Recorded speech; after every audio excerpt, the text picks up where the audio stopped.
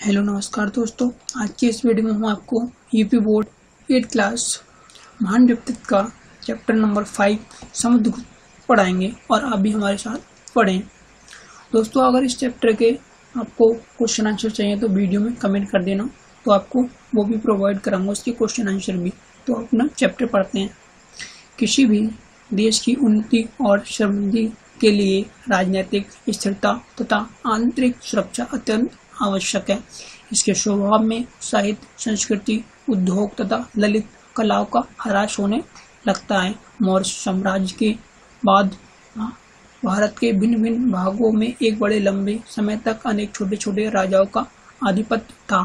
सभी शासकों के स्वार्थ अलग थे और उनकी कामनाएं अलग थी। उस समय ईर्ष्या, द्वेष, अभिमान और पारस्परिक कलह का बोलबाला था।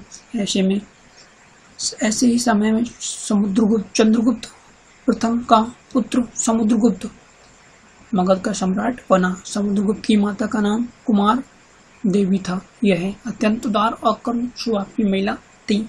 इस काल का इतिहास जानने के लिए ये मुख्य स्रोत स्तंभ में प्रयाग स्तंभ के अनुसार समुद्रगुप्त बालावस्था से ही विलक्षण पृथ्वी से संपन्न था। वह साहस और वीरता की परम मूर्ति था। यही कारण था कि समुद्रगुप्त प्रथम ने अपने जीवन काल में ही उसे अपना उत्तराधिकारी घोषित कर दिया था। समुद्रगुप्त का बाल्यकाल माता कुमार देवी जैसी उदार एवं कर्तव्यनिष्ठ महिला के संरक्षण में व्यतीत हुआ। सत्यवादिता, न्यायपरता, जनहित कामना, राष्ट्र प्रेम, साहस, परोपकार तथा सुख और दुख को समान भाव से स्वीकार करने की शिक्षा उसे बाल्यावस्था से ही माता से मिली थी, जो आगे चलकर उसके जीवन का अंग बन गई। बचपन से ही समुद्रगुप्त की यह अभिलाषा थी कि समस्त भारत भूमि को एकता के सतूर में बांधकर उसे एक दृढ़ राष्ट्र का स्वरूप प्रदान किया जाए। यही कारण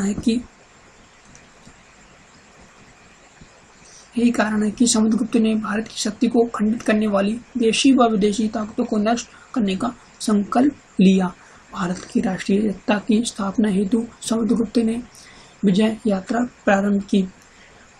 प्रयाग के अशोक स्तंभ में समुद्रगुप्त के विजय अभियानों का निश्चित विवरण मिलता है। सबसे पहले उसने उत्तर भारत के राजाओं को परास्त किया तथा उनके राज्यों को अपना साम्राज्य में मिला लिया। उसके साहस और पौरुष की चर्चा होने लगी। अपने सेना का संचालन वह स्वयं करता था और सैनिक की भांति युद्ध में भाग लेता था। धीरे धीरे उसने पूर्व में बंगाल तथा अपना राज्य फैलाया। पूर्वी तट के द्वीपों पर आक्रमण के लिए उसने नौसेना का गठन किया। राष्ट्रीय एकता को सुदृढ़ करने के लिए दक्षिणी राज्यों को एक केंद्रीय शासन के अधीन लाना आवश्यक था। प्रयाग स्तंभ में उसका उल्लेख है। इस यात्रा के लिए उसे अत्यंत भयावह और बीहड़ जंगलों को पार करना पड़ा। कहीं पहाड़ लांघने पड़े, कहीं नदियों पर पुल बांधने पड़े और कहीं हाथियों से ही पुल का काम लेना पड़ा। समुद्रगुप्त ने मध्य प्रदेश पर प्रवेश कर दक्षिण कौशल की राजनगरी स्वरूप पर घेरा डाला। इसके बाद उसने बीहड़ जंगली प्रदेश महाकांतार पर आक्रमण कर विजय प्राप्त की। पल्लव राजा को छोड़कर सभी ने उसके सामने आत्मसमर्पण कर दिया। पल्लव राजा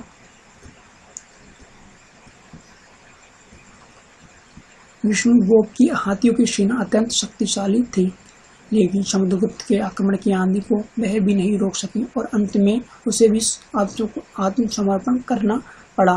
सीमांत प्रदेश के 5 तथा 9 गणराज्यों ने समुद्रगुप्त की अधीनता स्वीकार कर ली। इसके पश्चात आर्यावर्त, विंध्य क्षेत्र, मध्य भारत और कलिंग से लगे जंगली प्रदेशों के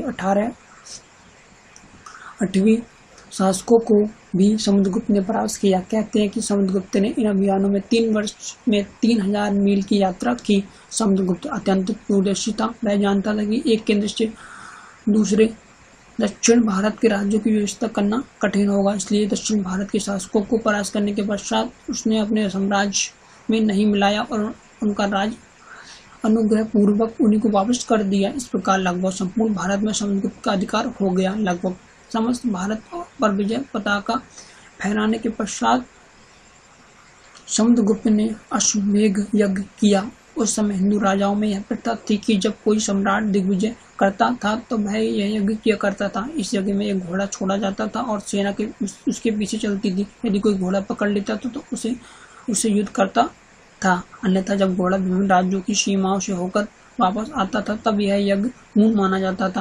राजा दिग्विजयी समझा जाता था कि समुद्रगुप्त ने यह यज्ञ बड़ी धूमधाम से किया और अवसर पर दान देने के लिए उसने सोने की मोहरें विशेष रूप से डलवाई।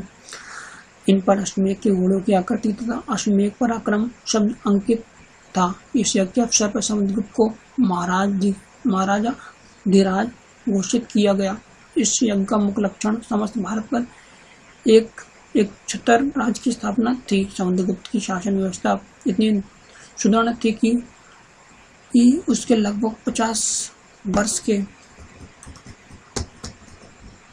वर्ष के शासनकाल में किसी भी क्षेत्र में ना तो अशांति हुई, ना ही साम्राज्य के विरुद्ध विद्रोह करने का साहस किया। समुद्रगुप्त शासन संचालन में सद्व्यवहार, न्याय, क्षमता और लोक कल्याण पर अंकित ध्यान देता था। उस समय खेती और व्यापार उन्नत दशा में थे। नहरों और मार्गों का जाल बिछाता भारत भूमि धन धान्य से परिपूर्ण थी।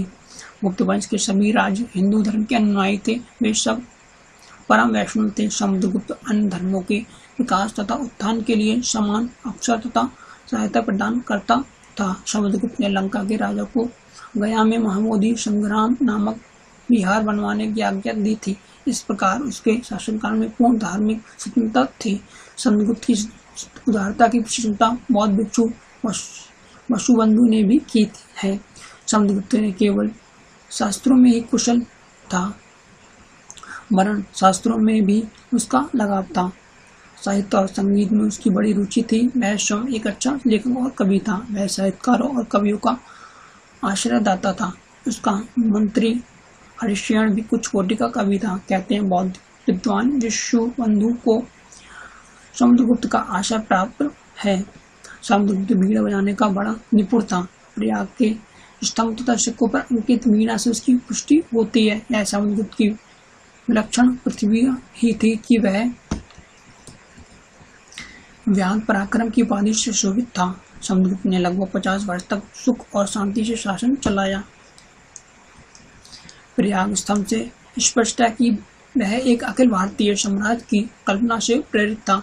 अपनी इस अदम्य इच्छा शक्ति और अपार और इसके बल पर वह एक प्रबल केंद्रीय राजसत्ता की स्थापना कर सका। सेनापति और सम्राट के रूप में तेजस्वी समुद्रगुप्त में के ऐसे ही अनेक गुण थे जो शांतिपूर्ण जीवन के लिए अनेक अनुकूल थे।